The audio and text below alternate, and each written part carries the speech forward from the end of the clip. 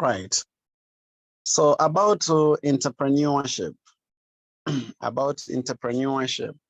So it is very important that we just dive into this course. We understand the principles that underpin entrepreneurship.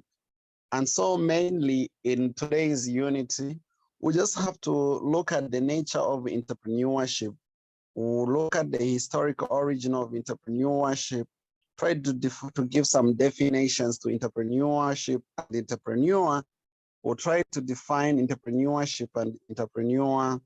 We'll look at the different types of entrepreneur, the roles of entrepreneur in economic development.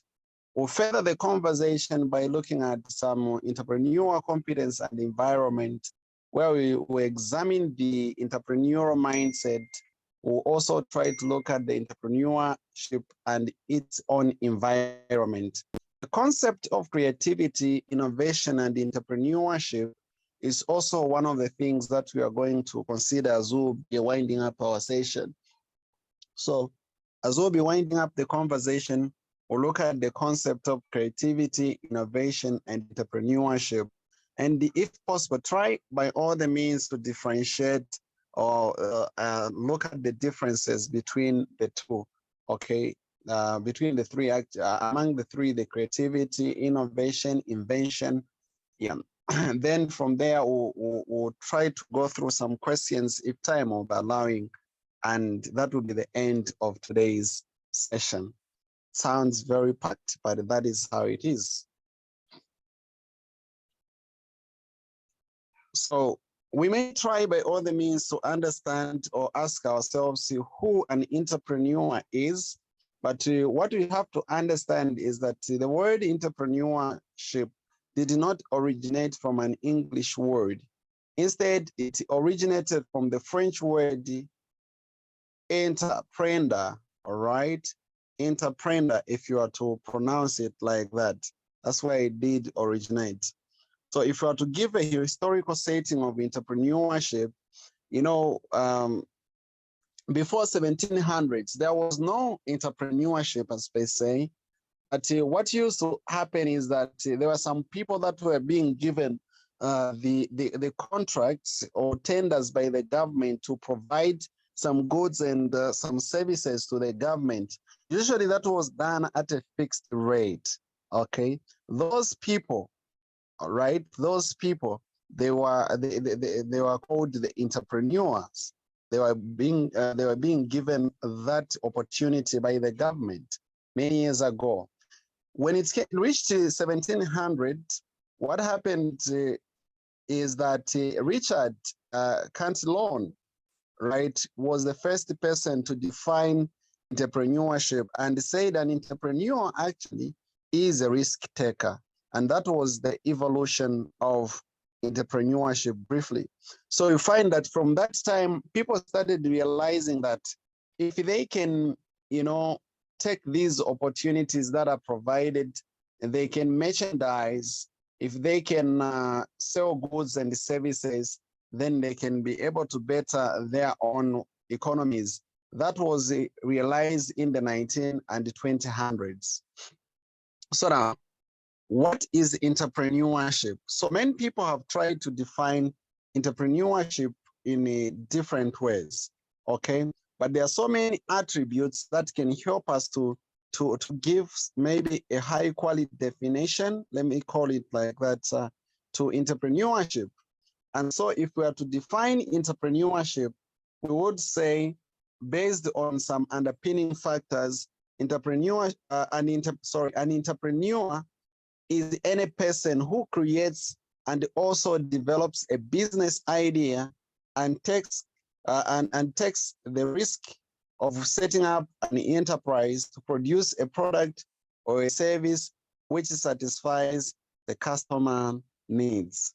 So we would say an entrepreneur, this being any person who creates, that develops a business idea, takes the risk of setting up an enterprise to produce a product or a service, which actually does satisfy customer needs. That's what we would call an entrepreneur. And then An entrepreneur can also be defined as a professional who discovers a business opportunity to produce improved and new goods and services, and it does identify a way in which resources required can be mobilized. So you'll understand that an entrepreneur is a person, but entrepreneurship is the whole process. So the whole process of creating, developing a business idea, taking the risk of setting up the business to produce a product or a service which can satisfy the customer needs. That is entrepreneurship. So the entrepreneurship is actually an art of identifying the viable business opportunities, mobilizing resources to convert those opportunities into some successive enterprise through which creativity, innovation, risk-taking, and progressive imagination is incurred on. So that's what happens, or that's what entrepreneurship is, and that is who an entrepreneur is. All right. So when you look at an entrepreneur can be defined differently based on the person who is looking at an entrepreneur. If we start looking at an entrepreneur from an economist perspective, we can say that an entrepreneur is one who brings resource, labor, materials, and other assets into a combination that makes their value greater than before, and also one who introduces changes, innovations. That is from the economist's point of view. We also have the psychologist's point of view.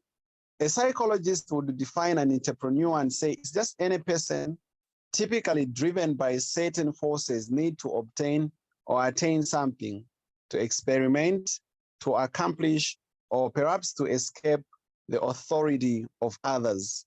That's from the psychologist's point of view. We can also try to get it from the capitalist philosopher who defines an entrepreneur as one who creates wealth for others, as well as who finds better ways to utilize resources and reduce the waste, who produces the jobs for others, or the jobs that others may be glad of. So those are the different definitions, of course, from these different people, the economists, the psychologists, and the capitalists. But in general, we can conclude that entrepreneurship is just the process. Then entrepreneur is actually the person. What about the types of entrepreneurship, entrepreneurs now? They're what you call the individual entrepreneurs.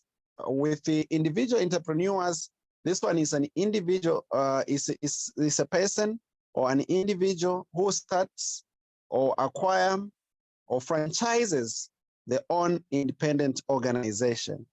That is an individual entrepreneur. So, but we also have got another one who is called an intrapreneur. Now, with an intrapreneur is a person who does entrepreneurial work within a large organization, right? They do some entrepreneurial work, or he does some entrepreneurial work within a large organization. So the process by which an intrapreneur affects change is actually what is known as intrapreneurship. Okay, intra, not inter. Intrapreneurship, it is done within the organization. Right.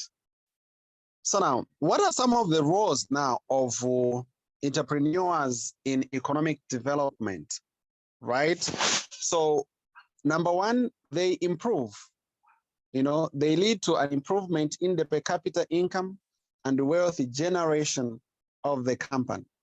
This can be traced back in 476 AD, from the fall of Rome. When Rome fell in 476 after the death of Christ, as you may commonly denote the acronyms. We find that, the wealth of Rome had gone down, but it picked up afterwards when people started enterprising. And it was observed that it grew exponentially by 20% in 1700, 20% in the 1800s, and in the 1900s, it grew by 740% because people enterprised. And this is according to Drayton in his writings or publications of 2004. Now, you can generate, employment opportunities through entrepreneurship. That's why it is important it is important, and it does contribute positively to economic development. You can inspire others towards entrepreneurship, and it can lead to an enhancement of the number of enterprises. If we enterprise, we can add to the number of enterprises, and we can bring about diversity in the products and the goods that we have that we can have in the society. So entrepreneurship is really good, is very important, and it does contribute. It does have some positive impact to our economic development in the country. Now, let's try to look at who can become an entrepreneur. There has been a lot of questions. Okay, can everyone become entrepreneur? Can everyone enterprise?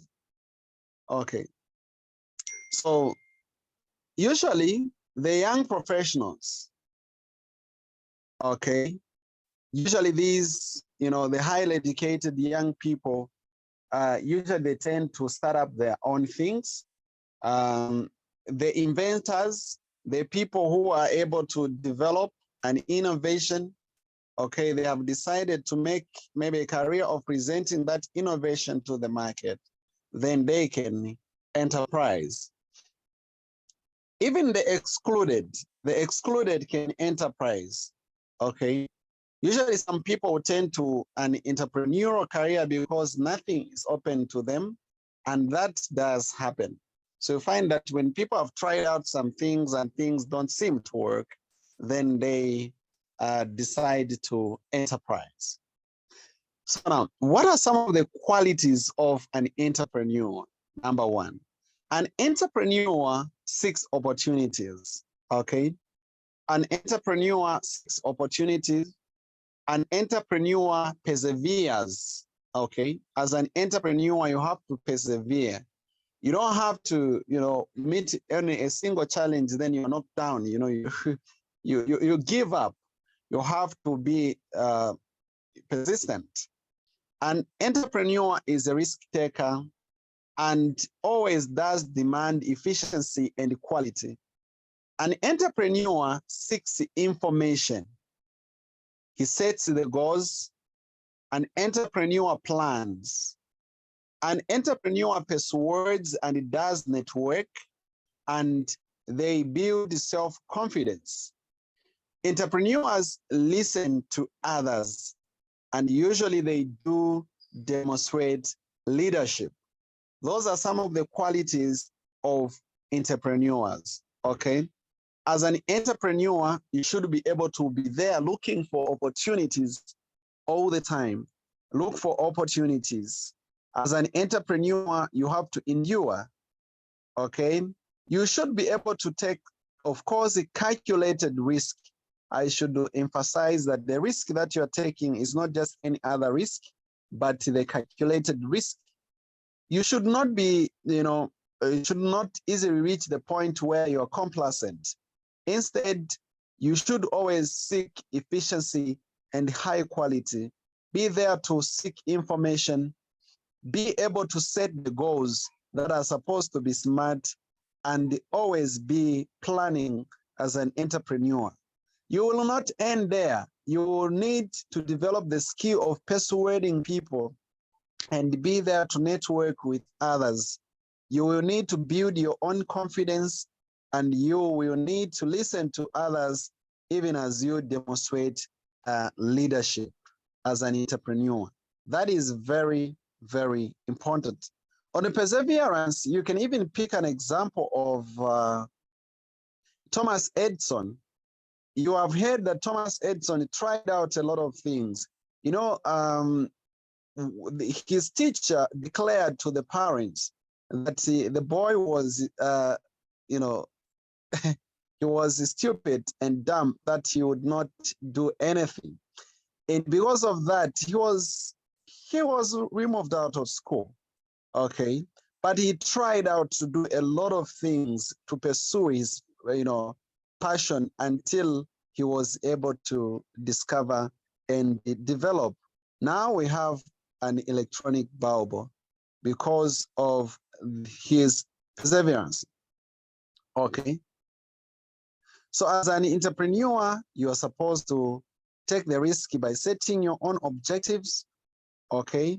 Of course, where there is moderate risk of failure, and you need to take the calculated risk, just as I did indicate. All right. As an entrepreneur, you are supposed to set goals. This is very important. The kind of the goals that you're encouraged or that you're supposed to be setting as an entrepreneur are very smart goals. Okay. Your goals are supposed to be smart.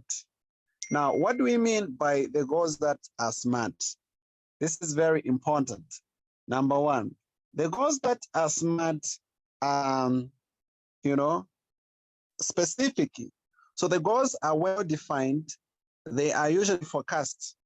So the moment you forecast on a goal, then you will be surprised to learn that the goal does become a magnet. So it will pull your resources towards it. And the more you focus on your energies, then the more power you generate to move towards to the goal that is specific. So it is extremely important that you have to set those goals that are specific and at direct and relevant. The goals are supposed to be measured, right? What do we mean by measurability? The goals that do not have the measurement or the outcome of the likelihood of us achieving it, they are so vague, they are so difficult, you may not manage to achieve those goals. Instead, allow numbers, okay? Do allow numbers to guide you. So numbers are very, very essential, so important to the business, because numbers, you have heard in oftentimes that they don't lie. So let there be tangible evidence that you are moving towards the goal. Establish numbers, okay? Try by all the means to quantify and establish the numbers to guide you as you are moving. What numbers are you going to use as you are moving towards your goal? Okay, you are making sure that the goals that you're setting are attainable, right? As entrepreneurs, you have got a lot of desires. You want to set different goals, but it's one thing to dream big and to aim to reach the stars, all right? But we should aim at reaching the stars based on reality. That's why we need to conduct a research. We need to be there seeking information. We need to make these goals, of course, establish them guided or based on the high quality information that we have sought. The goals are supposed to be relevant. Of course, the goals are supposed to be relevant to the current condition and at some supposed to be timely based, okay? They should be bound by the time. That is very, very important. The goals are supposed to be time-based, bound by the time. What about planning? Okay. As entrepreneurs, you will need to plan. You may not just need to do things abruptly, okay? You need to make decisions about the future. That is in terms of what to do. making decisions in terms of when to do them, making decisions in terms of where to do them, making decisions on how to and by whom to do and using what resources. So whenever you are there calculating, making all these decisions, it means that you're planning. And as an entrepreneur, planning will be part of the thing that you'll be doing on a daily basis. You will need to sit down, plan, of course, with a pen and pencil, pen and paper, write down your plans as an entrepreneur.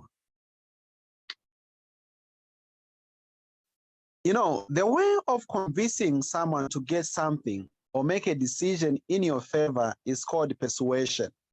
Okay. Now, persuasion is just that way of trying to convincing someone so that they can get something or make a decision in your favor. So it is very important that we learn how to persuade people, because through persuasion, as businesses, we are able to, to sell goods to people. We are able to purchase goods from people, and we can get the support that we need from people if we are able to persuade. We have the ability to persuade people. That is very, very necessary. That is very critical, and we need that. When it comes to the part of networking, what we need to understand is that, get this, the number of friends that you have, right? The number of friends that you have may not be enough to see you through in your goals, okay? So you need to keep on increasing and expanding the number of people that you have, okay? And that is usually done through networking. So networking is actually an extended group or a network, or a networking is extending the group of people that you know, okay?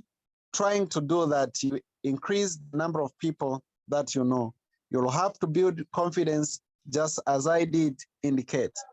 Let's try to pause a little while now and do some self-examination. Let's try to examine here, okay? This is an activity we give to you. To number one, think about your life so far and list the 5 major achievements in personal life that you have made already. That is very practical, very important. Just think about your life and start writing down at least 5 major achievements that you have done in your life. When you have done that, try to think about your strength in running your personal life. Write 4 at least of those strengths that you are proud of. Understand your strength. When you do that, you think about what's important to you, where you envision your business or where you envision your life from now. Then what is the goal of your business? See yourself 5 years from now. Learn to think always in the long run. Learn to think also in the long run. That is very important. Where do you see yourself after a period of time? Then you'll have to build the knowledge and skills that you need to succeed. What do you need to know? What do you need to learn so that you can accomplish that goal? Is it the skill that you are lacking? You are lacking. If you're lacking a skill, acquire that skill. How do you think you can acquire that knowledge or those skills? List down the methods that you can use to acquire those skills that you need. Okay, that is very, very important. Then there is this simple self-assessment test that you can actually do. I'll share it in the group, where you can rank yourself. You rank yourself. For example, this is a scale. The scale is of 1 to 5. Okay, to each of these questions, when you record 1, you are saying never. 2 is rarely, and 3 is sometimes, 4 is often, and 5 is always. For example, do you often enjoy doing things on your own? That nobody has to motivate you to get started on a task? Is that never? Is that rare?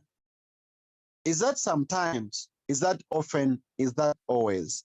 Rank yourself on this scale. I will share this scale in the group. You do answer all these questions. And afterwards, you will be able to examine where you do stand. There are some key skills that you need to have as an entrepreneur. And the following are some of the skills. You will need the general management skills, okay? You need the general management skills so that you are able to organize the physical and the financial resources that are needed to run the venture. Okay, these would include the ability to form the strategies, the abilities to plan, the skills to market, the skills about finances, to manage the money and to be able to keep the track of expenditure and to monitor the flow of cash. That skill is very important to you. You need the project management skill. By the way, there is a course that we give here called project management. It is at that point where, or it is through that course that you may be able to take that skill, project management. Okay, project management is very important.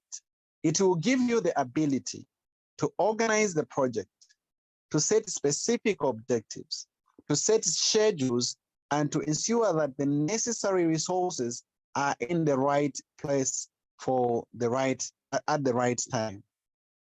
You need the time management skills as well for you if you are to become a successful entrepreneur. You will not just end there. You will need the management of people skill or people management skills. These would include communication skills, which would include the ability for you to use the spoken and written language to express the ideas and inform others. You will need leadership skills, the ability to inspire people to work in a specific direction so that they are able to give the desired results. You need the ability to motivate the people. You also need the ability to delegate. You allocate the tasks to different people. That is necessary. You will not just end there. You will also need the skills to negotiate. You know, negotiation skills are very important. So the ability to understand what is wanted from the saturations of things is what you need. So you need the ability to negotiate. We have heard people that go, you know, to the shops and they ask, how much is this? Especially those areas when you go to the market where there are no price tags. You just give them exactly what they have asked you to give. You don't even have time to ask them if there is a discount. You will not be such a kind of an entrepreneur. As an entrepreneur, you need an ability to negotiate. The negotiation skills will keep you going, okay? So you have a lot of tasks as an entrepreneur. So if we become entrepreneurs, who can benefit now from these ventures, right? Who is the person that can benefit from these ventures? The employees can benefit from these ventures. The investors still can benefit from us as the entrepreneurs. The suppliers can benefit, the customers, the local community can benefit from us, and the government can benefit usually through taxation. All right. So now about the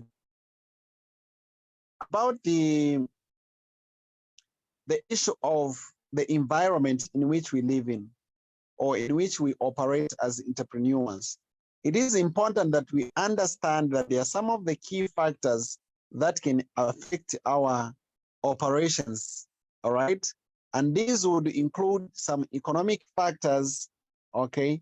Some economic factors such as inflation, you know, recession, the changes in the gross output of the nation, of our economy, and the legal environment would include the laws and the rules, the regulations around that can guide, okay, the business.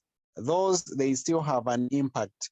The political environment, okay, you know that it is not usually easy to thrive in an environment which has got some political instability. So that is also an aspect. The idea of the social and cultural issues, they are also factored in, a part of the environment. We know that we cannot run away from culture, the values, the beliefs, the norms, the fashions, and the arts of the society. Those have an impact to the way how we do things, or how we work and operate our enterprises. The demographic environment includes the demographic factors of variables such as age profile, the distribution, the sex, the education of the people, income distribution, level of education, okay? All those are some of the factors that affect us. Right, as we draw closer to the conclusion of this conversation, we should be able to understand that creativity is the tendency to generate and recognize the ideas, the alternatives, or the possibilities that may be useful in solving the problems, communicating with others, and entertaining ourselves and others. That is creativity. Right. Now, the process is what is interesting to creativity. And the steps include, number one, identifying the opportunity, recognizing the problems, right? The other one involves us thinking about the problems, that is immersion, and incubating. This is where we assemble all the necessary information, and on insight, this is where we, as entrepreneurs, we manage to get that idea, the answers to the solution, to the problem. And on number 5, we are able to verify that and act on that. Okay. Then the innovation is the process of intentional change made to rate value by meeting opportunities and seeking advantages. So the process of innovation would include the analytical planning, where you carefully identify the product or the service features, okay? It includes the resource organization, where we obtain the required resources, the materials, the technology, the human and capital resources that are needed. There is a part where we need to implement, where we apply the resources in order to accomplish the plans. And this is followed by the commercial application, which is actually the provision of value to consumers, rewarding the employees and certifying the stakeholders. Right. So that's about the first unit. Do we have any questions? All right.